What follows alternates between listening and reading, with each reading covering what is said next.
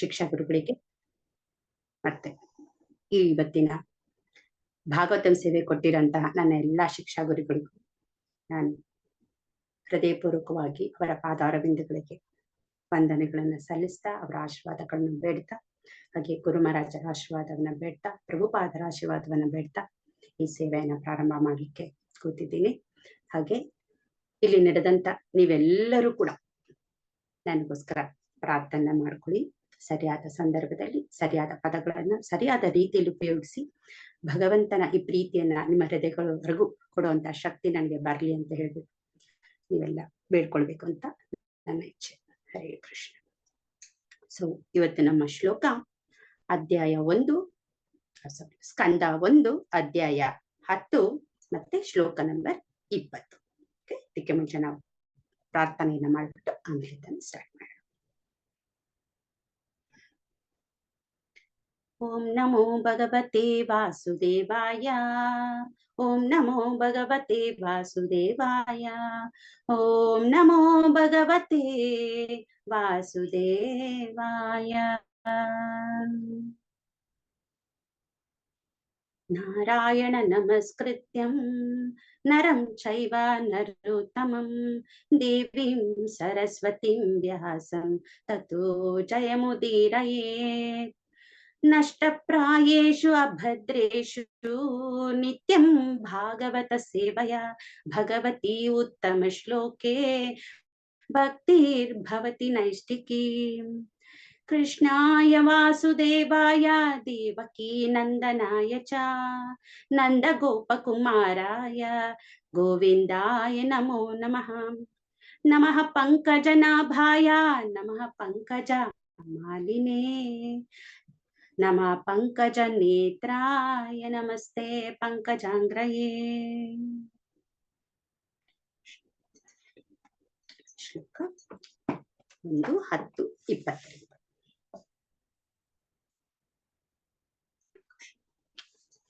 ಅನ್ಯೋನ್ಯಮಾಸೀತ್ ಸಂಜಲ್ಪ ಉತ್ತಮ ಶ್ಲೋಕ ಚೇತಸಾಂ ಕೌರವೇಂದ್ರ ಪುರಸ್ತ್ರೀಣಾಂ ಸರ್ವಶ್ರುತಿ ಮನೋಹರಃ.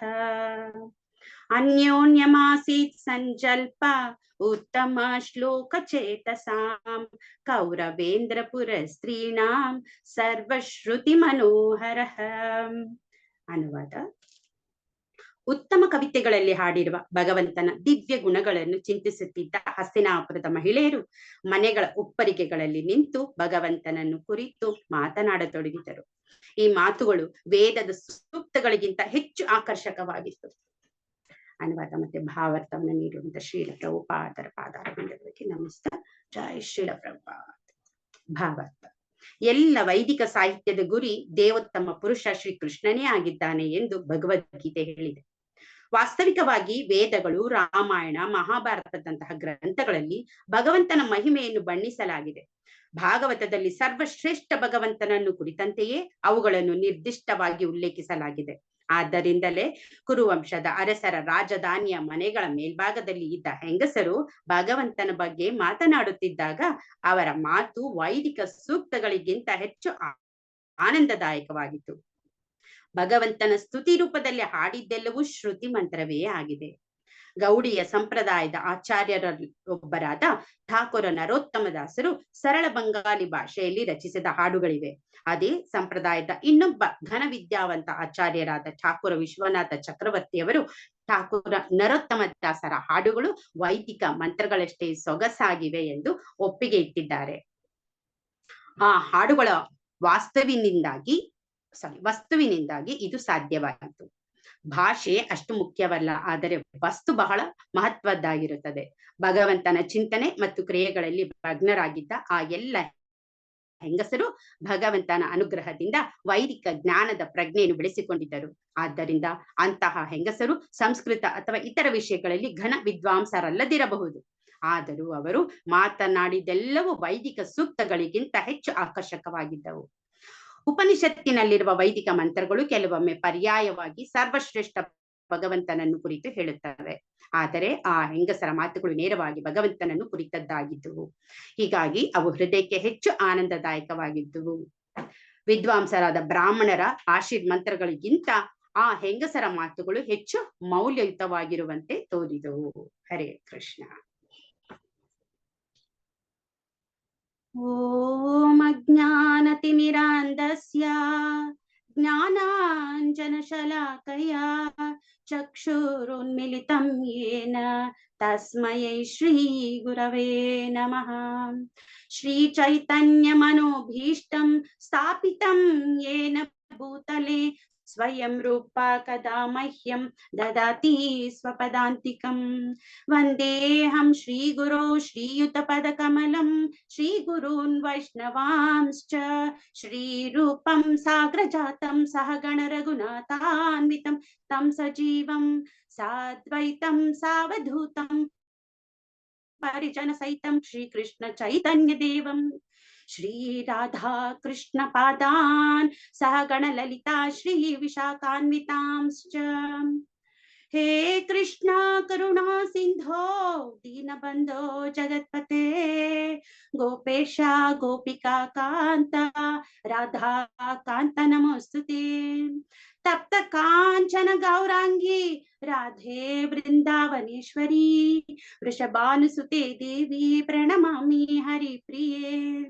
ವಾಂಛಾ ಕಲ್ಪತರುಭ್ಯಶ್ಚ ಕೃಪಾ ಸಿಂಧುಭ್ಯ ಏವ ಚ ಪತಿತಾನಾಂ ಪಾವನೇಭ್ಯೋ ವೈಷ್ಣವೇಭ್ಯೋ ನಮೋ ನಮಃ. ನಮ ಓಂ ವಿಷ್ಣುಪಾದಾಯ ಕೃಷ್ಣ ಪ್ರೇಷ್ಠಾಯ ಭೂತಲೆ ಶ್ರೀಮತೆ ಜಯ ಪತಾಕ ಸ್ವಾಮಿನಿತಿ ನಾಮಿನೆ. ನಮೋ ಆಚಾರ್ಯ ಪಾದಾಯ ನಿತಾಯ ಕೃಪ ಪ್ರದಾಯಿನೇ ಗೌರಕತ ದಾಮದಾಯ ನಗರ ಗ್ರಾಮ ತಾರಿಣೇ. ನಮ ಓಂ ವಿಷ್ಣುಪಾದಾಯ ಕೃಷ್ಣ ಪ್ರೇಷ್ಠಾಯ ಭೂತಲೆ ಶ್ರೀಮತೆ ಭಕ್ತಿ ವೇದಾಂತ ಸ್ವಾಮಿನಿತಿ ನಾಮಿನೆ. ನಮಸ್ತೆ ಸಾರಸ್ವತೆ ದೇವಿ ಗೌರವಾಣಿ ಪ್ರಚಾರಿಣೆ ನಿರ್ವಿಶೇಷ ಶೂನ್ಯವಾದಿ ಪಾಶ್ಚಾತ್ಯ ದೇಶ ತಾರಿಣೆ.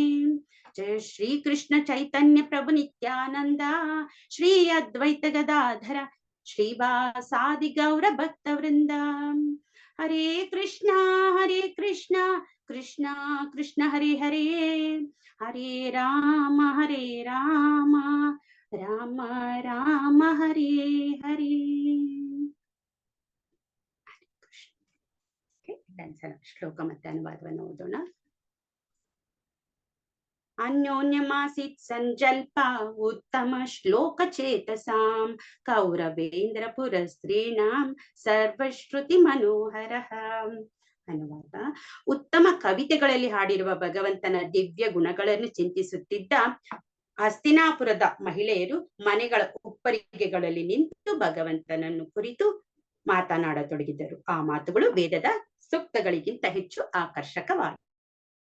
ಕೃಷ್ಣ ಹರೇ ಕೃಷ್ಣ. ಇದು ತುಂಬಾ ಒಳ್ಳೆ ಶ್ಲೋಕ ಬಂದಿದೆ, ಒಳ್ಳೆ ಅರ್ಥ ಇದೆ ಇದರಲ್ಲಿ. ಇದು ನನ್ನ ಒಂದು ಲಕ್ ಅಂತ ಹೇಳ್ಬೇಕಷ್ಟೇನೆ ಅಂತ ಈ ಶ್ಲೋಕ ಬಂದಿರೋದು. ಸೊ ನೋಡೋಣ ಈ ಪ್ರಭುಪಾದ ಯಾವ್ಯಾವ್ದ್ರ ಬಗ್ಗೆ ವಿಚಾರಣೆಗಳನ್ನ ಮಾಡ್ತಾ ಇದ್ದಾರೆ ಅಂತ. ತುಂಬಾ ಪಾಯಿಂಟ್ಸ್ ಬರ್ದಿಟ್ಕೊಂಡಿದೀನಿ, ಎಷ್ಟು ಸಮಯ ಇರುತ್ತೋ ಗೊತ್ತಿಲ್ಲ, ಆದ್ರೂ ನಾನು ಪ್ರಯತ್ನ ಪಡ್ತೀನಿ ಬೇಗ ಹೇಳೋದಕ್ಕೆ. ಓಕೆ, ಇಲ್ಲಿ ಮೊದಲಿಗೆ ಭಾವಾರ್ಥದಲ್ಲಿ ಹೇಳ್ತಾ ಇದ್ದಾರೆ, ವೈದಿಕ ಸಾಹಿತ್ಯದ ಗುರಿ ದೇವೋತ್ತಮ ಪರಮ ಪುರುಷ ಶ್ರೀಕೃಷ್ಣನೇ ಆಗಿದ್ದಾನೆ. ಇಲ್ಲಿ ಹೇಳಿದ್ದಾರೆ ಇದನ್ನ ನೋಡಿ. ಪ್ರಭುಪಾದರು ಏನೇ ಬರೆದ್ರು ಕೂಡ ಶಾಸ್ತ್ರವನ್ನೇ ಬರೀತಾರೆ.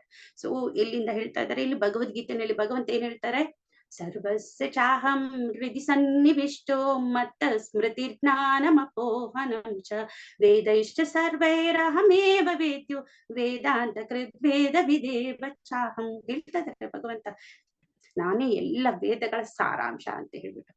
ಸೊ ಎಲ್ಲ ವೇದಗಳ ಸಾರಾಂಶ ಭಗವಂತನಾಗಿರುವಾಗ ಸೊ ಭಗವಂತನನ್ನ ಸದಾ ನಾವು ಜ್ಞಾಪಿಸ್ಕೊಳ್ತಾ ಇದ್ರೆ ಸಾಕು. ನಾವು ಏನು ಸಾಧಿಸ್ಬೇಕು ಅಂದ್ರೆ ಏನ್ ಸಾಧಿಸ್ತೀವಿ, ನಾವು ಆಧ್ಯಾತ್ಮಿಕವಾಗಿ ಭಗವಂತನ ಜೊತೆಲಿರೋದಕ್ಕೆ, ಭಗವಂತನ ಧಾಮದಲ್ಲಿರೋದಕ್ಕೆ, ಭಗವಂತನ ಸೇವೆ ಮಾಡೋದಕ್ಕೆ ಇದನ್ನೇ ಅಲ್ವಾ ನಾವು ಅಪೇಕ್ಷಿಸ್ತೀವಿ. ಸೊ ಅದು ನಮ್ಗೆ ಸಿಗತ್ತೆ. ಸೊ ಇಲ್ಲಿ ಹೇಳ್ತಾ ಇದ್ದಾರೆ ವೇದಗಳ ಬಗ್ಗೆ ಹೇಳ್ತಾ ಇದ್ದಾರೆ. ಸೊ ವೇದಗಳು ಭಗವಂತನ ಮಹಿಮೆಗಳ ಬಗ್ಗೆ ಮಾತಾಡುತ್ತೆ. ಅದು ಹೇಗೆ ಬಣ್ಣಿಸುತ್ತೆ ವೇದಗಳೆಲ್ಲ, ತುಂಬಾ ಗೌರವಯುಕ್ತವಾಗಿ ಭಗವಂತನನ್ನ ಯಾವಾಗ್ಲೂ ಹಾಡಿ ಹೊಗಳಿ ಭಗವಂತನನ್ನ ಸ್ತುತಿ ಮಾಡ್ತಾನೆ ಇರ್ತಾರೆ ಅವರು. ಆದರೆ ಭಾಗವತಂಗೆ ಬಂದಾಗ ಭಾಗವತಂನಲ್ಲಿ ಭಕ್ತರು ಭಗವಂತನನ್ನ ಹೊಗಳ್ತಾ ಇರ್ತಾರೆ. ಸೊ ಭಾಗವತಂನಲ್ಲಿ ನಾವು ನೋಡ್ಬೋದು ಭಗವಂತ ಮತ್ತೆ ಭಕ್ತರ ಒಂದು ಸಂಬಂಧಗಳು ಹೇಗಿರುತ್ತೆ ಅಂತ. ಸೊ ಭಕ್ತರಿಗೆ ಏನೇ ಕಷ್ಟ ಬಂದ್ರು ಕೂಡ ಅಥವಾ ಏನೇ ಸುಖದಲ್ಲಿದ್ರು ಕೂಡ ಅವ್ರಿಗೆ ನೆನೆಸ್ಕೊಂಡಾಗ ಭಗವಂತ ಅಲ್ಲಿ ಥಟ್ ಅಂತ ಪ್ರತ್ಯಕ್ಷ ಆಗೋಗ್ಬಿಡ್ತಾರೆ ಅಲ್ವಾ. ಸೊ ಭಗವಂತನ ಒಂದು ಒಡನಾಟ ಈ ಭಕ್ತರ ಜೊತೆಗೆ ಹೇಗಿತ್ತು ಅಂತ ಹೇಳ್ಬಿಟ್ಟು ಎಷ್ಟೋ ಲೀಲೆಗಳ ಮೂಲಕ ನಾವು ಭಾಗವತಂನಲ್ಲಿ ಕಥೆಗಳ ಮೂಲಕ ನಾವು ಕೂಡ ತಿಳ್ಕೊಳ್ಬಹುದು. ಸೊ ನಮಗೆ ಅಲ್ಲಿ ಜ್ಞಾನನೂ ಸಿಗುತ್ತೆ, ಒಟ್ಟಲ್ಲಿ ಭಗವಂತನ ಒಂದು ಲೀಲೆಗಳ ರಸವನ್ನು ಕೂಡ ನಾವು ಆನಂದಿಸಬಹುದು. ಮುಂದೆ ಹೇಳ್ತಾರೆ, ಇಲ್ಲೊಂದು ವಿಚಾರ ನೋಡೋಣ.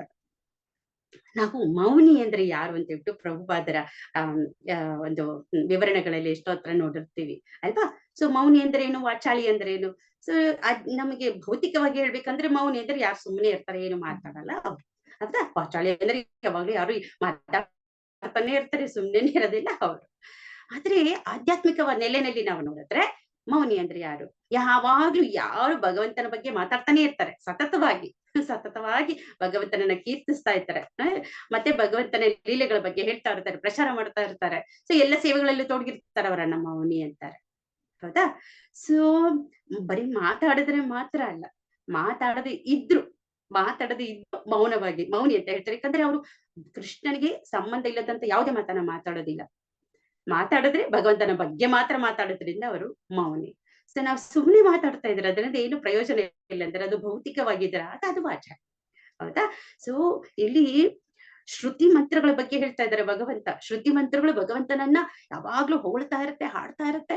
ಸೊ ಈ ಶ್ರುತಿ ಮಂತ್ರಗಳಂದ್ರೇನೆ ಭಗವಂತನನ್ನ ಹಾಡಿನ ಮೂಲಕ, ತುಂಬಾ ಮಧುರವಾದ ಗಾನಗಳ ಮೂಲಕ ವೇದಗಳನ್ನು ಉಪಯೋಗಿಸ್ತಾ ವೇದಗಳ ಸೂತ್ರಗಳನ್ನ ಹಾಡ್ತಾ ಇರೋದು. ನಾವ್ ಎಷ್ಟೋ ಹತ್ರ ನೋಡಿರ್ತೀವಲ್ವಾ, ಹಬ್ಬಗಳ ಹರಿದಿನಗಳು ನಡೆದಾಗ ಅಥವಾ ಯಜ್ಞಗಳು ನಡೆದಾಗ ಅಲ್ಲೆಲ್ಲ ತುಂಬಾ ಜನ ಬ್ರಾಹ್ಮಣರು ಎಷ್ಟೊಂದು ಇಂಪಾಗಿ ಹಾಡ್ತಾ ಇರ್ತಾರೆ. ಸೊ ವೇದಗಳನ್ನ ಅವ್ರು ಹಾಡ್ತಾ ಇದಾರೆ, ಅದೆಲ್ಲ ಶ್ರುತಿ ಮಂತ್ರಗಳು. ಸೊ ಶ್ರುತಿ ಅಂದ್ರೆ ಏನು, ಬರೀ ಕೇಳಿಸ್ಕೊಳ್ಳೋದು. ಕೇಳಿಸ್ಕೊಳ್ಳೋದ್ರಿಂದ ನಾವೆಲ್ಲ ಅರಿತುಕೊಳ್ತಾ ಹೋಗ್ತಾ ಇರ್ತೀವಿ, ಎಲ್ಲ ತಿಳ್ಕೊಳ್ತಾ ಇರ್ತೀವಿ ನಾವು. ಅದನ್ನ ನಾವು ಬಾಹ್ಯಾಟ್ ಮಾಡ್ಕೊಂಡ್ಬಿಡ್ತೀವಿ. ಸೊ ಕೇಳಿಸ್ಕೊಂತ ಕಲ್ತ್ಕೊಂಡ್ಬಿಡೋದು. ನಾವು ಹಳೆ ಕಾಲದಲ್ಲಿ ನೋಡಿದ್ರೆ ಗುರುಕುಲಗಳಲ್ಲಿ ಅಲ್ಲೆಲ್ಲ ನೋಡಿದಾಗ ಅಲ್ಲಿ ಪುಸ್ತಕ ಇರ್ತಾ ಇರ್ಲಿಲ್ಲ. ಅವ್ರಿಗೆಲ್ಲ ಬರೀ ಮಸ್ತಕದಲ್ಲಿ ಇಡ್ತಾ ಇದ್ರು, ಪಾಠಗಳೆಲ್ಲ ಮಸ್ತಕದಲ್ಲಿ ಇರ್ತಾ ಇತ್ತು. ಆದ್ರೆ ಇವಾಗ ಪುಸ್ತಕದಲ್ಲಿದೆ, ಆದ್ರೂ ಕೂಡ ನಾವು ಅದನ್ನ ಮಸ್ತಕದಲ್ಲಿ ಇಟ್ಕೊಳ್ಳೋದಕ್ಕೆ ಆಗ್ತಾ ಇಲ್ಲ ಅಲ್ವಾ. ಸೊ ನಮ್ಗೆ ಅಷ್ಟು ಮಂದಮತಿಗಳಾಗೋಗ್ಬಿಡ್ತಾ ಇದೀವಿ ನಾವು. ಆದ್ರೆ ಆಗಿನ ಕಾಲದಲ್ಲಿ ಹಾಗಲ್ಲ. ಒಂದು ಶಿಷ್ಯ ಅಂತ ಹೇಳಿದ್ರೆ ಗುರುಕುಲದಲ್ಲಿ ತುಂಬಾ ನಿಯಮಿತವಾಗಿ ಕೂತ್ಕೊಳ್ಬೇಕು, ಗುರುಗಳು ಏನ್ ಹೇಳ್ತಾರೆ ಅದನ್ನ ಕೇಳಿಸ್ಕೊಳ್ಬೇಕು ಅಷ್ಟೇ. ಅದು ಕೇಳಿಸ್ಕೊಳ್ಳೋದ್ರಿಂದ ಶ್ರುತಿಯಿಂದಾನೇ ಅವರೆಲ್ಲಾನು ಕಲಿಬೇಕಾಗತ್ತೆ. ಸೊ ಹೀಗಾಗಿ ಅವ್ರು ತುಂಬಾ ಬುದ್ಧಿವಂತರಾಗಿರ್ತಾ ಇದ್ರು. ಜೀವನ ಪರ್ಯಂತ ಏನು ಕಲ್ತಿದ್ರು ಅದೆಲ್ಲ ನೆನ್ಪಿಟ್ಕೊಳ್ತಾ ಇದ್ರು. ಈಗ ನಾವೇನ್ ಹೇಳೋದು ಅಲ್ವಾ, ಈಗೆಲ್ಲ ಮೊಬೈಲ್ಗಳಲ್ಲಿ ಆಗೋಗ್ಬಿಟ್ಟಿದೆ. ಈವನ್ ನಮ್ ಓನ್ ನಂಬರ್ಸ್, ನಮ್ಗೆ ಫೋನ್ ನಂಬರ್ಸ್ ನಮ್ಗೆ ನೆನ್ಪಿರಲ್ಲ, ಆ ತರ ಆಗೋಗ್ಬಿಟ್ಟಿದೆ. ಸೊ ಶ್ರುತಿಗಳನ್ನ ಬರೀ ಕೇಳಿಸ್ಕೊಂಡು ಅವರೆಲ್ಲ ನೆನ್ಪಿಟ್ಕೊಂಡಿರ್ತಾ ಇದ್ರು. ಸೊ ಶ್ರುತಿ ಮತ್ತೆ ಸ್ಮೃತಿ ಒಂದು ಡಿಫ್ರೆನ್ಸ್ ಇದೆ. ಶ್ರುತಿಗಳಂತಂದ್ರೆ ಎಲ್ಲಾ ವೇದಗಳು, ಬ್ರಹ್ಮಸೂತ್ರಗಳು, ಸಂಹಿತೆಗಳು, ಅರಣ್ಯಕಗಳು. ಸೊ ಇವೆಲ್ಲ ಶ್ರುತಿಗಳು. ಆದ್ರೆ ಸ್ಮೃತಿ ಅಂದ್ರೆ ಏನು, ಸ್ಮೃತಿ ಅಂದ್ರೆ ಜ್ಞಾಪಕದಲ್ಲಿ ಇಟ್ಕೊಂಡಿರೋದು. ಏನು ಜ್ಞಾಪಕದಲ್ಲಿ ಇಟ್ಕೊಂಡಿರುತ್ತೆ, ನಮ್ಮ ಮೆಮೊರಿಯಲ್ಲಿ ಏನಿರುತ್ತೆ ಅದನ್ನ ಮತ್ತೆ ಮತ್ತೆ ನಾವು ಜ್ಞಾಪಕಿಸ್ಕೊಳ್ತಾ ಇರ್ತೀವಿ. ಸೊ ಇದು ಯಾವ್ದ್ರ ಇದ್ರಲ್ಲಿ ಬರುತ್ತೆ ಅಂತ ಹೇಳಿದ್ರೆ, ಈ ಸ್ಮೃತಿ ಪಟ್ಟಣದಲ್ಲಿ ನಾವೇನ್ ಇಟ್ಕೊಂಡಿರ್ತೀವಿ ಅದನ್ನ ಯಾವಾಗ್ಲೂ ಜ್ಞಾಪಕಿಸ್ಕೊಳ್ತಾ ಇರ್ತೀವಿ, ಇದು ಸ್ಮೃತಿಗಳು. ಸೊ ಇದನ್ನ ನಾವ್ ಏನ್ ನೆನ್ಪಿಟ್ಕೊಂಡಿರ್ತೀವಿ, ಮಹಾಭಾರತ, ರಾಮಾಯಣ ಇದೆಲ್ಲ ನೆನ್ಪಿಟ್ಕೊಂಡಿರ್ತೀವ. ಸೊ ಉಪನಿಷತ್ತುಗಳು, ಮತ್ತೆ ಪುರಾಣಗಳು, ಉಪಪುರಾಣಗಳು, ಇತಿಹಾಸಗಳು, ಧರ್ಮಸೂತ್ರಗಳು, ಈ ತರ ತುಂಬಾ ಇದೆ. ಇದೆಲ್ಲ ಸ್ಮೃತಿಗಳು. ಯಾವಾಗ ಮಧುರವಾದ ಹಾಡುಗಳಿಂದ ಭಗವಂತನ ಬಗ್ಗೆ ಹಾಡ್ತೀವಿ ಅದನ್ನ ಶ್ರುತಿ ಮಂತ್ರಗಳು ಅಂತ ಹೇಳ್ತಾರೆ ಅಂತ ಹೇಳ್ಬಿಟ್ಟು ಇಲ್ಲಿ ಪ್ರಭುಪಾದರು ಕೊಟ್ಟಿದ್ದಾರೆ. ಸೊ ಶ್ರುತಿ ಮಂತ್ರಗಳಂದ್ರೆ ಇದಂತ ಗೊತ್ತಾಯ್ತು. ಅದು ಇಂಪಾಗಿ ಭಗವಂತನ ಬಗ್ಗೆ ಗೌರವದಿಂದ ಭಕ್ತಿಯಿಂದ ಹಾಡ್ತಾ ಇರ್ತಾರೆ. ಹಾಗಾದ್ರೆ ಭಗವಂತನಿಗೆ ಇದು ಎಷ್ಟು ಪ್ರೀತಿ ಪಾತ್ರವಾಗಿರ್ಬೇಕಲ್ವಾ. ಸೊ ವೇದಗಳು ಸ್ವಯಂ ಬ್ರಹ್ಮ ರಚನೆ ಮಾಡಿರೋದ್ರಿಂದ ಸೊ ಭಗವಂತನಿಗೆ ತುಂಬಾನೇ ಹತ್ತಿರವಾಗಿರೋದಿರುತ್ತೆ. ಇದು ಇಂಪಾಗಿರುತ್ತೆ, ಹಾಗೆ ತುಂಬಾ ಚೆನ್ನಾಗಿರುತ್ತೆ ಕೇಳಿಸ್ಕೊಳ್ಳೋದಕ್ಕೆ. ಸೊ ಈ ಶ್ರುತಿ ಮಂತ್ರಗಳು ಇಷ್ಟು ಚೆನ್ನಾಗಿದೆ ಅಂತ ಹೇಳಿದ್ರೆ ಅನುವಾದದಲ್ಲಿ ಹೇಳ್ತಾ ಇದ್ದಾರೆ, ಇದಕ್ಕಿಂತ ವೇದಗಳಿಗಿಂತ ತುಂಬಾ ಆಕರ್ಷಕವಾಗಿರೋದು ಕೂಡ ಇದೆ, ಸಮಥಿಂಗ್ ಇದೆ. ಏನದು ಅಂತ ತಿಳ್ಕೊಳ್ಬೇಕಂತ ಹೇಳಿದ್ರೆ ಮತ್ತೆ ಇನ್ನೊಂದ್ಸಲ ಇದೇ ಪರ್ಪಟ್ಟಲ್ಲಿ ಅನುವಾದದಲ್ಲಿ ಅದನ್ನ ಹೇಳೋಣ. ಏನು, ಹಸ್ತಿನಾಪುರದ ಮಹಿಳೆಯರು ಮನೆಗಳ ಉಪ್ಪರಿಗೆಗಳ ಮೇಲೆ ನಿಂತು ಭಗವಂತನನ್ನು ಕುರಿತು ಮಾತನಾಡತೊಡಗಿದರು. ಈ ಮಾತುಗಳು ಏನಿದೆ ಇಲ್ಲ, ಈ ಹೆಂಗಸರು ಮಾತಾಡ್ತಾ ಇರೋದೇನಿದ್ದಲ್ಲ, ಈ ಮಾತುಗಳು ಶ್ರುತಿಗಳಿಗಿಂತ, ಅಂತ ವೇದಗಳಿಗಿಂತ, ಅಂತ ಹಾಡುಗಳಿಗಿಂತ ತುಂಬಾ ಆಕರ್ಷಕವಾಗಿತ್ತು ಅಂತ ಹೇಳ್ತಾ ಇದ್ದಾರೆ. ಸೊ ಸಾಮಾನ್ಯವಾಗಿ ಹೆಂಗಸರು ಸೇರಿದ್ರೆ ಅಂದ್ರೆ ಎಲ್ರು ಏನ್ ಟೀಕೆ ಮಾಡ್ತಾರೆ, ಹಾ ಸೇರ್ಬಿಟ್ರ ಜುಟ್ಟು ಜುಟ್ಟು ಸೇರ್ಬಿಟ್ರ ಬರೀ ಮಾತಾಡ್ತಾನೆ ಇರ್ತಾರೆ ಅಷ್ಟೇನೆ, ಬೇಡದೇ ಮಾತಾಡ್ತಾ ಇರ್ತಾರೆ ಅಂತ ಹೇಳ್ತಾರೆ. ಆದ್ರೆ ಇಲ್ಲ, ಎಲ್ಲ ಕಡೆನೂ ಹಾಗೆ ನಡೆಯಲ್ಲ. ಅದು ಭೌತಿಕವಾಗಿ. ಆದ್ರೆ ಆಧ್ಯಾತ್ಮಿಕವಾಗಿ ನಾವು ನೋಡೋದಾದ್ರೆ ಅದರ ನೆಲೆನೇ ಬೇರೆ. ಸೊ ಆದ್ರೆ ಕಾಲ ಹರಣಕ್ಕಲ್ಲ ಅಲ್ಲಿ ಹೆಂಗಸರು ಸೇರೋದು, ಆದ್ರೆ ಕಾಲವನ್ನ ಭಗವಂತನಿಗೆ ಅರ್ಪಣೆ ಮಾಡೋದಕ್ಕೆ ಸೇರ್ತಾರೆ. ಹೇಗ್ ಮಾತಾಡ್ತಾ ಇರ್ತಾರೆ. ನಿನ್ನೆ ನಾನು ಟೆಂಪಲ್ ಹೋಗಿದ್ದೆ ಅಲ್ವಾ, ಸೊ ಆ ಟೆಂಪಲ್ ಅಲ್ಲಿ ನಾನು ಕುತ್ಕೊಂಡು ಊಟ ಮಾಡ್ತಾ ಇರುವಾಗ ಪಕ್ಕದಲ್ಲಿ ನೋಡ್ತೀನಿ ಯಾರೋ ಒಬ್ರು ಮಾತಾಡ್ತಾ ಇದಾರೆ. ಏನ್ ಮಾತಾಡ್ತಾ ಇದಾರೆ ಅಂತ ಹೇಳಿದ್ರೆ, ನಾನು ವೃಂದಾವನಕ್ಕೆ ಹೋಗಿದ್ವಿ. ಸೊ ವೃಂದಾವನದಲ್ಲಿ ನಾವು ಇಷ್ಟು ದಿನ ಇದ್ವಿ, ಏನೆಲ್ಲ ಟೆಂಪಲ್ಸ್ ನೋಡಿದ್ವಿ ಅಂತ ಹೇಳ್ಬಿಟ್ಟು ಬೇರೆಯೊಬ್ಬರು ಮಾತಾಜಿ ಹೇಳ್ತಾ ಇದ್ರು. ಹಾಗೆ ಪುರುಷೋತ್ತಮ ಕ್ಷೇತ್ರವಾದಂತ ಪೂರಿ ಜಗನ್ನಾಥ್ಗೆ ಯಾರು ಹೋಗಿ ಬಂದಿದ್ರು, ಅವ್ರ ಪ್ರಸಾದವನ್ನ ಕೊಡ್ತಾ ಇದ್ರು, ಅವರು ಅವರ ತಮ್ಮ ಅನುಭವಗಳನ್ನ ಹಂಚಿಕೊಳ್ತಾ ಇದ್ರು. ನಾನು ಅನ್ಕೊಳ್ತಾ ಇದ್ದೆ, ಅರೆ ಶ್ರುತಿ ಪುರಾಣಗಳಿಗಿಂತ ಹೆಂಗಸರ ಮಾತು ತುಂಬಾ ಚೆನ್ನಾಗಿದೆ ಅಂತ ಏನಕ್ಕೆ ಹೇಳಿದ್ದಾರೆ ಅಂತ ಹೇಳ್ಬಿಟ್ಟು ನಿನ್ನೆ ನಾನು ಪ್ರಾಕ್ಟಿಕಲ್ ಆಗಿ ನೋಡಿದೆ. ಸೊ ಅಲ್ಲಿ ಮತ್ತೆ ನಾವು ನೋಡ್ತೀವಿ ಬರೀ ಹೆಂಗಸರು ಬರೀ ಮಾತಾಡ್ತಾ ಕಾಲಹರಣ ಮಾಡೋದು ಮಾತ್ರನೇ ಅಲ್ಲ. ನಮ್ಮ ಟೆಂಪಲ್ ಅಲ್ಲೇ ನಾವು ನೋಡೋಣ ಉದಾಹರಣೆಗಳನ್ನ ಎಷ್ಟೊಂದಿದೆ. ಎಷ್ಟೊಂದು ಜನ ಲೀಡರ್ಸ್ ಇದ್ದಾರೆ ಅಲ್ವಾ, ಹೆಂಗಸರು ಲೀಡರ್ಸ್ ಎಷ್ಟೊಂದು ಜನ ಇದ್ದಾರೆ. ಈ ಲೀಡರ್ಸ್ಗೆ ಬರೀ ಅವರು ತುಂಬಾ ಫ್ರೀ ಆಗಿದ್ದಾರೆ ಅಂತ ಏನಾದ್ರು ಈ ಪ್ರಚಾರ ಕಾರ್ಯದಲ್ಲಿ ಇರ್ತಾರ? ಹಾಗೇನಿಲ್ಲ. ಸೊ ಅವ್ರು ಮನೆಯಲ್ಲೂ ಕೆಲಸ ಮಾಡ್ಬೇಕು ಅಲ್ವಾ, ಮಕ್ಕಳನ್ನ ಕೂಡ ನೋಡ್ಕೊಳ್ಬೇಕು, ತಮ್ಮ ಸ್ವಾಧ್ಯಾಯಗಳನ್ನ ಮಾಡ್ಬೇಕು, ಶಾಸ್ತ್ರಗಳನ್ನ ಓದ್ಬೇಕು. ಮತ್ತೆ ಇನ್ನು ಎಷ್ಟೋ ಟ್ಯಾಲೆಂಟ್ಗಳಿದೆ ಅವ್ರಿಗೆ. ಎಷ್ಟಿದೆ ಕಲೆಗಳು, ಎಷ್ಟೋ ರೀತಿ ಕಲೆಗಳಿದೆ.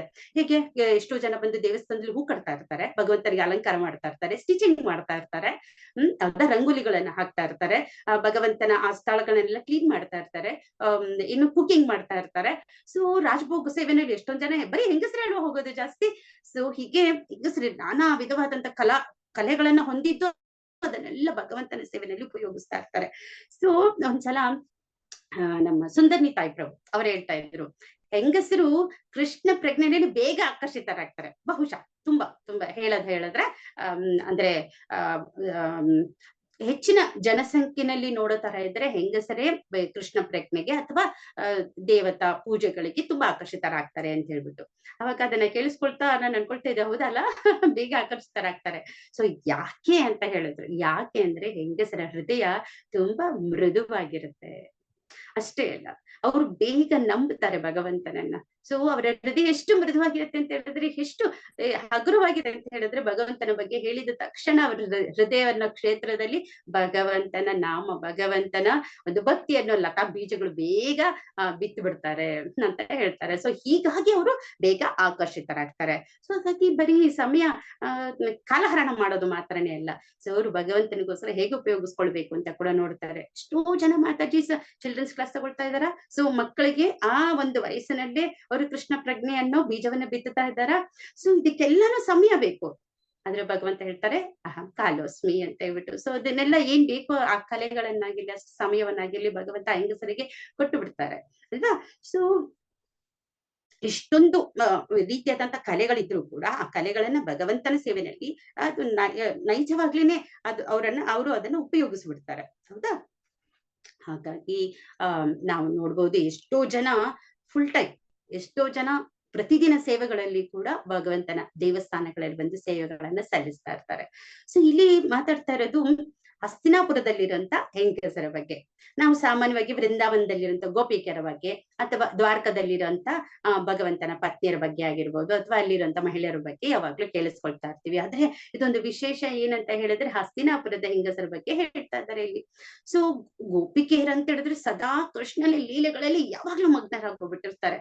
ಒಂದ್ಸಲ ನಾರದ ಮಹರ್ಷಿ ಭಗವಂತನ ಅತಿ ಉತ್ತಮವಾದಂತಹ ಭಕ್ತ.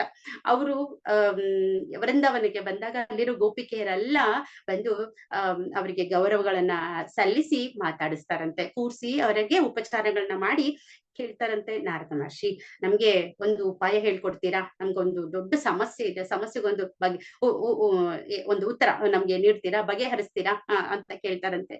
ಆಗ ನಾರದ ಮಹರ್ಷಿ ಕೇಳ್ತಾರಂತೆ, ಏನು ನಿಮ್ಮ ಸಮಸ್ಯೆ ಅಂತ ಕೇಳಿದಾಗ ಅವ್ರು ಹೇಳ್ತಾರಂತೆ, ಕೃಷ್ಣನನ್ನ ಮರ್ತೋಗೋದು ಹೇಗೆ ಅದನ್ನ ಹೇಳ್ಕೊಡಿ. ನಾವು ಕೃಷ್ಣನನ್ನ ಜ್ಞಾಪಿಸ್ಕೊಳ್ಳೋದು ಹೇಗೆ? ಯಾವಾಗ ಸತತವಾಗಿ ಹೇಗೆ ನಾವು ಭಗವಂತನನ್ನ ಸತತವಾಗಿ ಜ್ಞಾಪಕದಲ್ಲಿ ಇಟ್ಕೊಳ್ಳೋದಕ್ಕೆ ಸಾಧ್ಯ? ಅವನ ಕಥೆಗಳನ್ನ ಕೇಳಿಸ್ಕೊಳ್ತಾ, ಕಥಾ ಶ್ರವಣಗಳಲ್ಲಿ ಹೇಗೆ ಮಗ್ನರಾಗೋದು ಸಾಧ್ಯ ಅಂತ ನಾವೆಲ್ಲ ಸೀನಿಯರ್ಸ್ ಡಿವೋಟೀಸ್‌ನ ಕೇಳ್ತಾ ಇರ್ತೀವಿ. ಆದ್ರೆ ಇಲ್ಲಿ ಗೋಪಿಕೆಯರು ಕೇಳ್ತಾ ಇದ್ದಾರೆ, ಕೃಷ್ಣನೇ ನಾವು ಮರ್ತೋಗೋದು ಹೇಗೆ? ಹೇಳ್ಕೊಡ್ತೀರಾ ಅಂತ ಕೇಳ್ತಾ ಇದ್ದಾರೆ. ಇದು ಅವರ ಲೆವೆಲ್. ಸೊ ಹೀಗೆ ಅದಕ್ಕೆ ಅವರು ಉತ್ತುಂಗ ಸ್ಥಿತಿನಲ್ಲಿದ್ದಾರೆ ಅಲ್ವಾ? ಸೊ ಸರ್ವಶ್ರೇಷ್ಠ ಭಕ್ತರಲ್ಲಿ ಗೋಪಿಕೆಯರನ್ನ ನಾವು ನೆನೆಸ್ಕೊಳ್ತೀವಿ ಯಾವಾಗ್ಲೂ. ಇನ್ನ ದ್ವಾರಕದಲ್ಲಿರೋರು ಯಾವಾಗ್ಲೂ ಭಗವಂತನ ಸೇವೆಗಳಲ್ಲಿ ಮಗ್ನರಾಗಿರ್ತಾರೆ, ಭಗವಂತನ ಬಗ್ಗೆ ಆಲೋಚನೆ ಮಾಡ್ತಾ ಇರ್ತಾರೆ.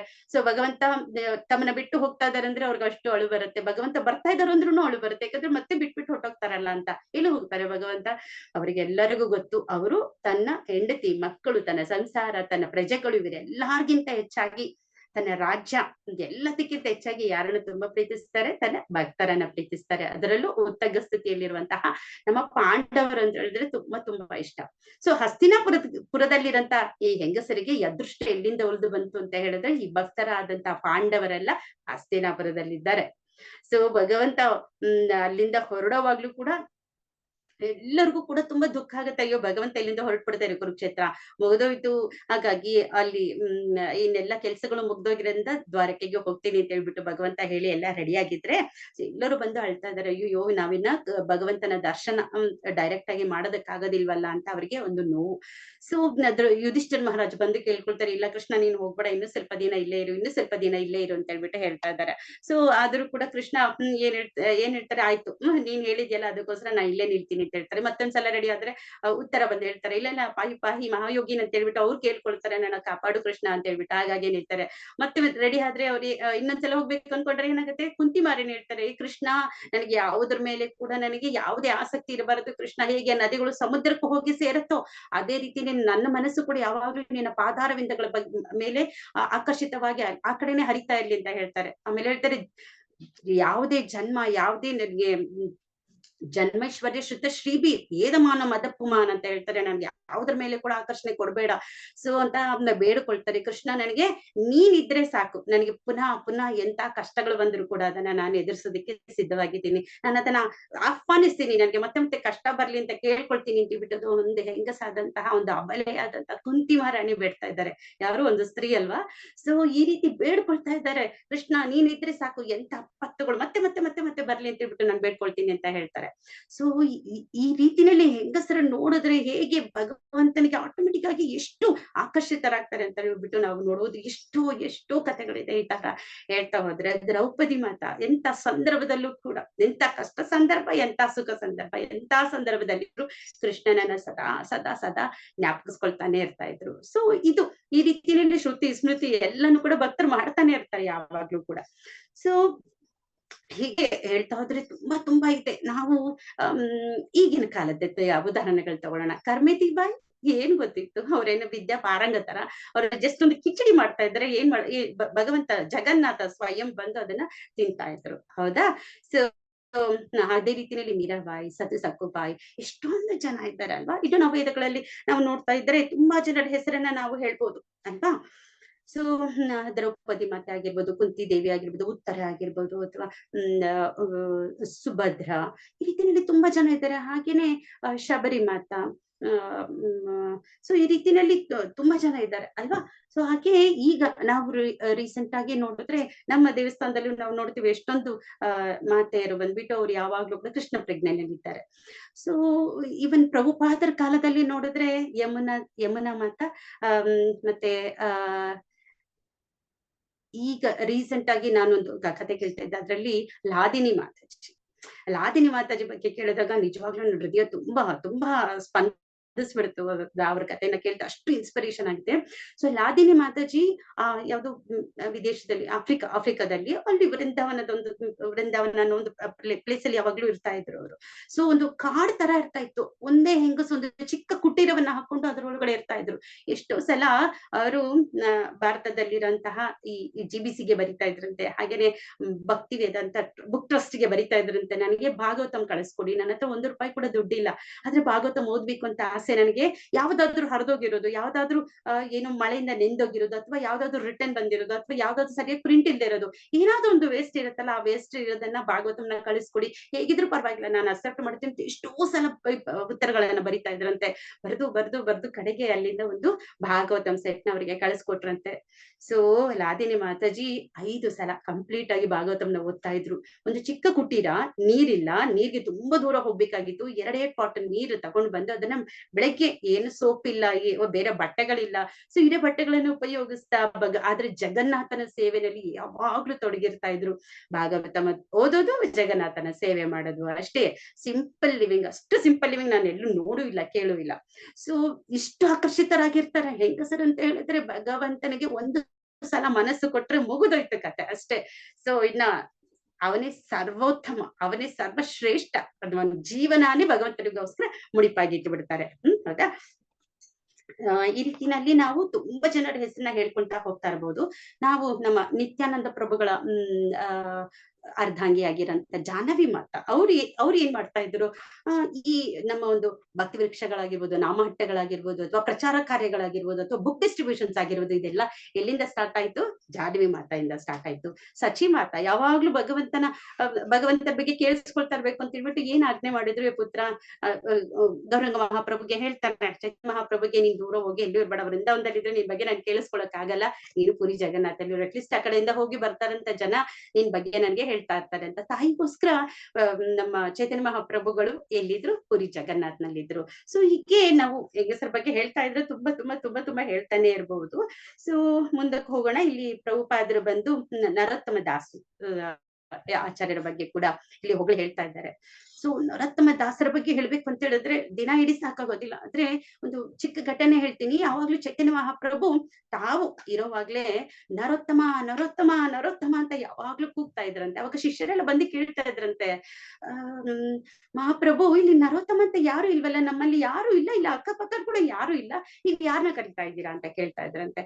ಆಗ ಚೈತನ್ಯ ಮಹಾಪ್ರಭು ಹೇಳ್ತಾ ಇದ್ರಂತೆ, ಅವ್ರು ಇವಾಗ ಇಲ್ಲಿಲ್ಲ, ನಾನು ಈ ಒಂದು ಭೌತಿಕ ದೇಹವನ್ನ ಬಿಟ್ಟು ಹೋದ್ಮೇಲೆ ಎಷ್ಟೋ ವರ್ಷಗಳ ನಂತರ ನರೋತ್ತಮ ಅನ್ನೋ ಒಬ್ಬ ವ್ಯಕ್ತಿ ಹುಡ್ತಾರೆ. ಸೊ ಅವರು ಈ ಒಂದು ಆಂದೋಲನವನ್ನ, ಕೃಷ್ಣ ಚೈತನ್ಯ ಆಂದೋಲನವನ್ನ ಮುಂದಕ್ಕೆ ತಗೊಂಡು ಹೋಗ್ತಾರೆ ಅಂತ ಹೇಳೋದ್ರಂತೆ. ಸೊ ನಾವು ನೋಡ್ತೀವಿ ಎಷ್ಟೊಂದು ನರೋತ್ತಮ ದಾಸರ ಕೀರ್ತನೆಗಳನ್ನ ನಾವು ಯಾವಾಗ್ಲೂ ಹಾಡ್ತಾನೆ ಇರ್ತೀವಿ ಅಲ್ವಾ. ಬೆಳಗಿಂದ ರಾತ್ರಿವರೆಗೂ ನಾವು ಹಾಡುವಂತ ಎಲ್ಲಾ ವೈಷ್ಣವ ಗೀತೆಗಳನ್ನ ತುಂಬಾ ತುಂಬಾ ತುಂಬಾ ಗೀತೆಗಳನ್ನ ನರೋತ್ತಮ ದಾಸರು ಬರೆದಿದ್ದಾರೆ. ಸೊ ನಾವು ಪ್ರತಿದಿನ ಹಾಡುವಂತ ಶ್ರೀಕೃಷ್ಣ ಚೈತನ್ಯ ಪ್ರಭುದಯ ಕೊರಮೊರೆ ಆಗಿರ್ಬೋದು, ಗೌರಂಗ ಬೋಲಿತೆ ಹಬೆ, ಮತ್ತೆ ಹರಿಹರಾಯ ನಮ ಕೃಷ್ಣ, ರಾಧಾಕೃಷ್ಣ ಪ್ರಾಣಮೋರ, ಜುಗಲ ಕಿಶೋರ್ ಅಂತ ನಾವು ರಾತ್ರಿಯಲ್ಲಿ ಹಾಡ್ತೀವಿ. ಸೊ ಜಯನಲ್ಲೂ ಪ್ರೇಮ ಧನ ನೀವು ದೇವಸ್ಥಾನದಲ್ಲಿ ನೀವು ಯಾವಾಗ್ಲೂ ಕೇಳಿಸ್ಕೊಳ್ತಾನೆ ಇರ್ತೀರಾ ಅಲ್ವಾ. ಸೊ ಚೈತನ್ಯ ಮಹಾಪ್ರಭುಗಳ ಬಗ್ಗೆ ಇರುವಂತ ಎಷ್ಟೋ ಹಾಡುಗಳನ್ನ ಅವ್ರು ಹಾಡಿದ್ದಾರೆ. ಹಾಗೆ ವೃಂದಾವನ ರಮ್ಯ ಸ್ಥಾನ, ಇದೆಲ್ಲ ಕೂಡ ಪ್ರಾರ್ಥನಾ ಅನ್ನೋ ಒಂದು ಪುಸ್ತಕಗಳಿಂದ ಇದನ್ನೆಲ್ಲ ಆಯ್ದುಕೊಳ್ಳಲಾಗಿದೆ. ಸೊ ಹಾಗಾಗಿ ಯಾವಾಗ್ಲೂ ಭಗವಂತನ ಬಗ್ಗೆ ಅವ್ರು ಮಾತಾಡ್ತಾನೆ ಇರ್ತಾರೆ. ಸೊ ಇವರನ್ನ ಇನ್ನು ವಿಶ್ವನಾಥ ಚಕ್ರವರ್ತಿ ಅವರು ಕೂಡ ನರೋತ್ತಮ ದಾಸರ ಹಾಡುಗಳು ಎಷ್ಟು ಮುಖ್ಯ ಅಂತ ಹೇಳ್ಬಿಟ್ಟು ಹೇಳಿದ್ದಾರೆ. ಸೊ ಹಾಡಿ ಹೊಗಳಿದ್ದಾರೆ. ಅವರ ಹಾಡುಗಳು ಕೂಡ ವೈದಿಕ ಮಂತ್ರಗಳಷ್ಟೇ ಸೊಗಸಾಗಿದೆ ಅಂತ ಹೇಳ್ತಾರೆ. ಎಷ್ಟು ಸರಳವಾಗಿರುವಂತ ಜೀವಿ, ಎಷ್ಟು ಸರಳವಾಗಿ ಹಾಡುಗಳನ್ನ ಬರೀತಾರೆ, ಎಲ್ಲರ ಒಂದು ಹೃದಯವನ್ನ ಅವರು ಮೋಡಿ ಮಾಡ್ಬಿಡ್ತಾರೆ ಅಲ್ವಾ. ಸೊ ಇಂತ ನರೋತ್ತಮ ದಾಸರು ಅವರು ಹುಟ್ಟಿದ ಮೇಲೆ ಕೂಡ ಪದ್ಮಾವತಿ ನದಿನಲ್ಲಿ ಯಾವಾಗ ಫಸ್ಟ್ ಟೈಮ್ ಅವರು ಸ್ಪರ್ಶ ಮಾಡಿದ್ರು, ತಕ್ಷಣಕ್ಕೆ ಅವರಿಗೆ ಭಗವಂತ ಚೈತನ್ಯ ಮಹಾಪ್ರಭುಗಳ ಒಂದು ಆಂದೋಲನ ಸಿಕ್ಕಿಬಿಡ್ತು. ಅವರು ಒಂದು ರೋಮಾಂಚನಗೊಂಡ್ಬಿಟ್ರು. ಯಾವಾಗ್ಲೂ ಭಗವಂತನ ಬಗ್ಗೆ ಆಲೋಚನೆ ಮಾಡ್ತಾ, ಅವರು ಒಂದು ದೊಡ್ಡ ರಾಜನ ಮಗ, ಪ್ರಿನ್ಸಸ್. ಸೊ ಹೀಗಿದ್ರು ಕೂಡ, ಯುವರಾಜನಾಗಿದ್ರು ಕೂಡ ಅವರು ಭಕ್ತಿನಲ್ಲಿ ಹೇಗೆ ರಾರಾಜಿಸಿದ್ರು ಅಂತ ಹೇಳ್ಬಿಟ್ಟು ಎಷ್ಟೋ ನಾವು ಹಾಡುಗಳಿಂದ ನಾವು ನೋಡ್ಬೋದು. ಸಮಯದ ಅಭಾವ ಇರೋದ್ರಿಂದ ನಾನು ಒಂದೆರಡು ನಿಮಿಷದಲ್ಲಿ ಮುಗಿಸ್ಬಿಡ್ತೀನಿ. ಲಾಸ್ಟ್ ಒಂದು ಪಾಯಿಂಟ್ ಅನ್ನ ಹೇಳೋಣ. ಸೊ ಏನಂತ ಹೇಳಿದ್ರೆ ಅಲ್ಲಿ ಹೇಳ್ತಾ ಇದಾರೆ, ಅನ್ಯೋನ್ಯ ಮಾಸಿಕ್ ಸಂಜಲ್ಪ. ಸಂಜಲ್ಪ ಅಂದ್ರೆ ಮಾತುಕತೆ ಮಾಡೋದು. ನೋಡಿ, ಯಾರನ್ನ ಭೇಟಿ ಆದ್ರೂ ಕೂಡ ಭಗವಂತ ಶ್ರೀಕೃಷ್ಣನ ಬಗ್ಗೆ ಮಾತುಕತೆ ಮಾಡ್ತಾನೆ ಇರ್ತೀವಿ. ಸೊ ಏನ್ ಓದಿದ್ದೀರಾ, ಹೇಗ್ ನಡೀತಾ ಇದೆ ನಿಮ್ಗೆ ಸಾಧನೆ, ಹೇಗ್ ನಡೀತಾ ಇದೆ, ಹೇಗೆ ನೀವು ತುಂಬಾ ಚೆನ್ನಾಗಿ ಮಾಡ್ಲಿಕ್ಕೆ ಸಾಧ್ಯ ಆಗ್ತದೆ, ಹೇಗೆ ಶಾಸ್ತ್ರ ಓದ್ಲಿಕ್ಕೆ ಆಗ್ತದೆ, ಹೇಗೆ ನೀವು ಯಾವ್ದೇ ಸೇವೆಗಳಲ್ಲಿ ತೊಡಗಿಸ್ಕೊಳಕ್ ಆಗ್ತಾ ಇದೆ ಅಂತ ಹೇಳ್ಬಿಟ್ಟು ಎಲ್ಲರೂ ಒಬ್ಬರನ್ನೊಬ್ಬರಿಗೆ ಕೇಳಿ ಇನ್ಸ್ಪೈರ್ ಆಗಿ ನಾವು ಕೂಡ ಅದನ್ನ ಕಲಿತು, ನಾವು ಕೂಡ ಕೃಷ್ಣನ ಒಂದು ಸೇವೆನಲ್ಲಿ ನಮ್ಗೆ ಏನೇನಾಗುತ್ತೆ ಅದನ್ನೆಲ್ಲ ಉಪಯೋಗಿಸೋದಿಕ್ಕೆ, ನಮ್ಮಲ್ಲಿರಂತ ಕಲೆಗಳನ್ನು ಉಪಯೋಗಿಸೋದಕ್ಕೆ ನಾವು ಯಾವಾಗ್ಲೂ ಸತತವಾಗಿ ಪ್ರಯತ್ನ ಪಡ್ತಾ ಇರಬೇಕು. ನೆಕ್ಸ್ಟ್ ಹೇಳ್ತಿದ್ರೆ, ಅನ್ಯೋನ್ಯ ಮಾಸಿಕ್ ಸಂಜಲ್ಪ, ಉತ್ತಮ ಉತ್ತಮ ಶ್ಲೋಕ ಚೇತಸಾಂ, ಉತ್ತಮ ಶ್ಲೋಕ ಅಂತ ಹೇಳ್ತಾ ಇದ್ದಾರೆ. ಸೊ ಹಾಗಾದ್ರೆ ಅದರ ಮೀನಿಂಗ್ ನೋಡೋಣ. ಉತ್ತಮ ಶ್ಲೋಕ ಅಂದ್ರೆ ಏನು ಅಂತ ಹೇಳ್ಬಿಟ್ಟು. ಸೊ ಉತ್ತಮ ಶ್ಲೋಕ ಅಂತ ಹೇಳಿದ್ರೆ ಆಯ್ದ ಕವಿತೆಗಳಿಂದ ಹೊಗಳಲ್ಪಟ್ಟ ಪರಮಪ್ರಭು, ಇಲ್ಲಿ ಹೇಳ್ತಾ ಇದ್ದಾರೆ ಇಲ್ಲಿ. ಸೊ ಆಯ್ದ ಕವಿತೆಗಳಿಂದ ಹೊಗಳಲ್ಪಟ್ಟ ಪರಮಪ್ರಭು ಅಂತ ಹೇಳ್ತಾ ಇದ್ದಾರೆ. ಅವ್ರನ್ನ ಅಂತ ಭಗವಂತನನ್ನ ಉತ್ತಮ ಶ್ಲೋಕ ಅಂತ ಹೇಳ್ತಾರೆ. ಹೌದಾ? ಆದ್ರೆ ನಾನು ಇದನ್ನ ಉತ್ತಮ ಶ್ಲೋಕ ಅಂತ ಯಾವಾಗ ಈ ವರ್ಡ್ ನ ಕೇಳದ್ದು, ಅವಾಗ ನನಗೆ ಒಂದು ನೆನಪಾಯ್ತು. ಏನಂದ್ರೆ ವೃತ್ರಾಸುರ, ಒಂದು ಅಸುರ, ವೃತ್ರಾಸುರ. ಓಕೆ, ಆ ವೃತ್ರಾಸುರ ತಾನು ಭಗವಂತನನ್ನ ಹೊಗಳುವಾಗ ಹೇಗೆ ಎಷ್ಟು ಚೆನ್ನಾಗಿ ಹೊಗಳ್ತಾರೆ ಗೊತ್ತಾ? ಇದೇ ಪದಗಳನ್ನು ಉಪಯೋಗಿಸ್ತಾರೆ. ಮಮೋತ್ತಮ ಶ್ಲೋಕ ಜನೇಶು ಸಖ್ಯಂ ಸಂಸಾರ ಚಕ್ರೆ ಭ್ರಮತ ಸ್ವಕರ್ಮ ವಿಹಿತ್ವನ್ಮಾಯಯಾತ್ಮಾತ್ಮಜತಾರ ಗೇಹೇಶ್ವ ಆಸಕ್ತ ಚಿತ್ತಸ್ಯ ನನಾಥ ಭೂಯಾತ್. ಸೊ ಇಲ್ಲಿ ಹೇಳ್ತಾ ಇದಾರೆ, ಅಯ್ಯೋ ಉತ್ತಮ ಶ್ಲೋಕ ಅನ್ನೋದನ್ನ ಇಲ್ಲಿ ಉಪಯೋಗಿಸ್ತಾ ಇದ್ದಾರೆ. ನೀನು ಅತಿ ಉತ್ತಮವಾದಂತ ಪದಗಳಿಂದ, ಆಯ್ದ ಪದಗಳಿಂದ ನೀನು ನಿನ್ನ ಸ್ತುತಿಗಳನ್ನ ಹಾಡಿಸ್ಕೊಳ್ತೀಯ ಕೃಷ್ಣ ಅಂತ ಹೇಳ್ಬಿಟ್ಟು ಹೇಳ್ತಾ ಇದ್ದಾರೆ. ಆದ್ರೆ ಇಲ್ಲಿ ಹೇಳ್ತಾರೆ ಮಮೋತ್ತಮ ಶ್ಲೋಕ ಜನೇಶು ಸಖ್ಯಂ ಅಂತ ಹೇಳ್ಬಿಟ್ಟು. ಸೊ ನನಗೆ ಎಂತ ಜನರ ಸಂಘ ಬೇಕು ಅಂತ ಹೇಳಿದ್ರೆ, ಯಾವಾಗ್ಲೂ ನೀನು ಹೊಗಳ್ತಾ ಇರ್ತಾರಲ್ಲ ಕೃಷ್ಣ, ಅಂತ ಭಕ್ತರ ಸಂಘ ನನಗೆ ಬೇಕು. ಈ ಉತ್ತಮ ಶ್ಲೋಕಗಳನ್ನ ಯಾರು ಹೇಳ್ತಾ ಇರ್ತಾರೆ ಅಂತ ಒಂದು ಜನರ ಸಂಘ ನನಗೆ ಸದಾ ಸಿಗ್ಲಿ ಅಂತ ಹೇಳ್ಬಿಟ್ಟು ಯಾರು ಕೇಳ್ತಾ ಇದ್ದಾರೆ? ಒಬ್ಬ ಹಸುರನಾದಂತ ವೃತ್ರಾಸುರ ಕೇಳ್ತಾ ಇದ್ದಾರೆ. ಸೊ ಹಾಗಾದ್ರೆ ನಾವು ಭಕ್ತಿನಲ್ಲಿ ಸ್ವಲ್ಪ ಸ್ವಲ್ಪ ಸ್ವಲ್ಪ ಸ್ವಲ್ಪ ಮುಂದೆ ಬರ್ತಾ ಇದೀವಿ ಅಂತ ಹೇಳಿದ್ರೆ, ನಮ್ಮ ಎಲ್ಲ ಸತ್ಸಂಗದಿಂದ ನಾವ್ ಎಷ್ಟೆಲ್ಲ ಕಲಿಬೇಕು ಅಂತ ಹೇಳ್ಬಿಟ್ಟು ನಾವ್ ಯಾವಾಗ್ಲೂ ಯೋಚನೆ ಮಾಡ್ತಾ ಇರ್ಬೇಕು. ಸೊ ಈ ಉತ್ತಮ ಶ್ಲೋಕಗಳನ್ನ ಹೇಳುವಂತ ಜನರಿಗೆ ಉತ್ತಮ ಶ್ಲೋಕ ಜನೇಶು ಅಂತ ಹೇಳ್ತಾರೆ. ಯಾಕಂದ್ರೆ ಇವರು ಭಗವಂತನ ಲೀಲೆಗಳು, ಭಗವಂತನ ನುಡಿ, ಭಗವಂತನ ನಾಮ ರೂಪ ಗುಣ ಲೀಲೆ ಇವುಗಳಲ್ಲಿ ಯಾವಾಗ್ಲೂ ಮಗ್ನರಾಗಿರ್ತಾರೆ. ಅದರ ಬಗ್ಗೆ ಯಾವಾಗ್ಲೂ ಮಾತಾಡ್ತಾ ಇರ್ತಾರೆ. ಅವರ ಪೂರ್ತಿ ಜೀವನ ಭಗವಂತನ ಸೇವೆಯಲ್ಲಿ ಮುಡುಪಾಗಿಟ್ಟಿರ್ತಾರೆ. ಹಾಗಾಗಿ ಇಂತ ಒಂದು ಭಕ್ತರ ಸಂಘ, ಸೊ ಹೈಯರ್ ಅಸೋಸಿಯೇಷನ್ ಅಂತ ಏನ್ ಹೇಳ್ತೀವಿ, ಅಂತ ಭಕ್ತರ ಸಂಘ ಯಾವಾಗ್ಲೂ ನಾವು ಮಾಡ್ತಾ ಇರ್ಬೇಕು. ಸೊ ಈ ಭಕ್ತರು ಹೇಗಿರ್ತಾರೆ ಅಂತ ಹೇಳಿದ್ರೆ, ಈ ಭಕ್ತರು ನಡೆಯುವಂತ ಭಾಗವತರು, ನಡೆಯೋ ಭಾಗವತರು ಇವರೆಲ್ಲ. ಸೊ ಕೇವಲ ಅವರ ಸಂಘದಲ್ಲಿದ್ರೆ ಸಾಕು, ಎಲ್ಲ ಶಾಸ್ತ್ರಗಳ ತಿಳ್ಕೊಳ್ಬಹುದು, ಎಲ್ಲ ನಿಯಮಗಳನ್ನ ತಿಳ್ಕೊಳ್ಬಹುದು. ಅವರ ಒಂದು ಔರ ಏನಿದೆ, ಅವರ ಒಂದು ಸಾನ್ನಿಧ್ಯದಿಂದ ನಮ್ಗೆ ನಮ್ಮ ಹೃದಯ, ನಮ್ಮ ದೇಹ ಮಾತ್ರ ಅಲ್ಲ, ನಮ್ಮ ಹೃದಯ ಮಾತ್ರ ಅಲ್ಲ, ನಮ್ಮ ಆಲೋಚನೆಗಳು ಮಾತ್ರ ಅಲ್ಲ, ಪೂರ್ತಿ ನಮ್ಮ ಜೀವನನೇ ಪವಿತ್ರವಾಗಿ ಬಿಡುತ್ತೆ. ಸೊ ಹೀಗೆ ನಾವು ಭಕ್ತರ ಸಂಘದಲ್ಲಿ ಯಾವಾಗ್ಲೂ ಇರ್ಬೇಕು ಅಂತ ಹೇಳ್ಬಿಟ್ಟು ನಾವು ತಿಳ್ಕೊಳ್ಬಹುದು. ಸೊ ಇಲ್ಲಿ ಯಾವಾಗ್ಲೂ ಈ ಹಸ್ತಿನಾಪುರದ ಈ ಜನ, ಈ ಹೆಂಗಸರು ಏನಿದ್ದಾರಲ್ಲ, ಪಾಂಡವರಲ್ಲಿ ಇರೋದ್ರಿಂದ ಭಗವಂತ ಯಾವಾಗ್ಲೂ ಅವರನ್ನ ಭೇಟಿ ಮಾಡೋದಕ್ಕೆ ಬರ್ತಾ ಇದ್ರ. ಹಾಗಾಗಿ ಇವರಿಗೆ ಯಾವಾಗ್ಲೂ ಸದಾ ದರ್ಶನ ಸಿಗ್ತಾ ಇತ್ತು. ಸೊ ಇದು ಇನ್ನ ನಾವು ಬೇರೆ ಬೇರೆ ಲೀಲೆಗಳಲ್ಲಿ ನೋಡಿದ್ರೆ, ಯಾವಾಗ ಮೊಸರು, ಹಾಲು ಮತ್ತೆ ಬೇರೆ ಬೇರೆ ವಸ್ತುಗಳನ್ನ ಮಾರೋದಕ್ಕೆ ಗೋಪಿಕೆಯರು ಹೋಗ್ತಾ ಇದ್ರಲ್ಲ, ಅವಾಗ ಅವರು ಹಾಡದಂತ ಹಾಡುಗಳಿಂದ ಭಗವಂತನ ಲೀಲೆಗಳನ್ನ ಕೇಳಿಸ್ಕೊಳ್ತಾ, ಸೊ ಎಷ್ಟೋ ಜನ ಬ್ರಾಹ್ಮಣ ಪತ್ನಿಯರೆಲ್ಲ ಕೂಡ ಆಕರ್ಷಿತರಾಗಿದ್ರು. ಹಾಗೆ ನಾಗ ಪತ್ನಿಯರಾಗಿರ್ಬೋದು, ಗೋಪಿಕೆಯರಾಗಿರ್ಬೋದು, ಇವರೆಲ್ಲ ಭಗವಂತನ ಯಾವಾಗ್ಲೂ ಸದಾ ಹೊಗಳ್ತಾ ಹಾಡ್ತಾ ಜ್ಞಾಪಿಸ್ಕೊಳ್ತಾ ಇದ್ರು. ಹರೇ ಕೃಷ್ಣ. ನಾ ಇಲ್ಲಿಗೆ ವಿರಾಮ ಕೊಡ್ತೀನಿ. ಶ್ರೀಮದ್ ಭಾಗವತಂ ಕೀ ಜೈ. ಹರೇ ಕೃಷ್ಣ. ಏನಾದ್ರೂ ಪ್ರಶ್ನೆಗಳಿದ್ರೆ ನಾನು ಟ್ರೈ ಮಾಡ್ತೀನಿ. ಆದ್ರೆ ಮಾತ್ರ ಏನಾದ್ರೂ ಏನೇ ಹೇಳಿದ್ರು ಕೂಡ ಇದ್ರಲ್ಲಿ ಏನಾದ್ರೂ ಉತ್ತಮವಾಗಿರೋದಿದ್ರೆ, ಇಲ್ಲಿ ಕೇವಲ ನನ್ನ ಶಿಕ್ಷಾ ಗುರುಗಳು ಕೊಟ್ಟಿರುವಂತ ಜ್ಞಾನದಿಂದ, ನನ್ನ ಗುರು ಮಹಾರಾಜರ ಒಂದು ಆಶೀರ್ವಾದದಿಂದ ಮಾತ್ರ ನನಗೆ ಹೇಳಲಿಕ್ಕಾಗಿದೆ. ಅದ್ರಲ್ಲಿ ಏನಾದ್ರೂ ತಪ್ಪಿದ್ರೆ, ಅಜ್ಞಾನಿಯಾದಂತ ಕೇವಲ ನನ್ನಂತರ ಒಂದು ಅಜ್ಞಾನದಿಂದ ಮಾತ್ರ ಇದನ್ನ ಹೇಳಿರ್ತೀನಿ. ಸೊ ಇದನ್ನ ಕ್ಷಮಿಸ್ಬಿಡಿ. ಏನಾದ್ರೂ ತಪ್ಪುಗಳಿದ್ರೆ ಕ್ಷಮಿಸಿ, ಮತ್ತೆ ಏನಾದ್ರೂ ಉತ್ತಮವಾಗಿದ್ರೆ ನನ್ನ ಜೀವನದಲ್ಲಿ ಅಳವಡಿಸ್ಕೊಳ್ಬೇಕು ಅಂತ ನೀವೆಲ್ಲ ಆಶೀರ್ವಾದ ಮಾಡಿ.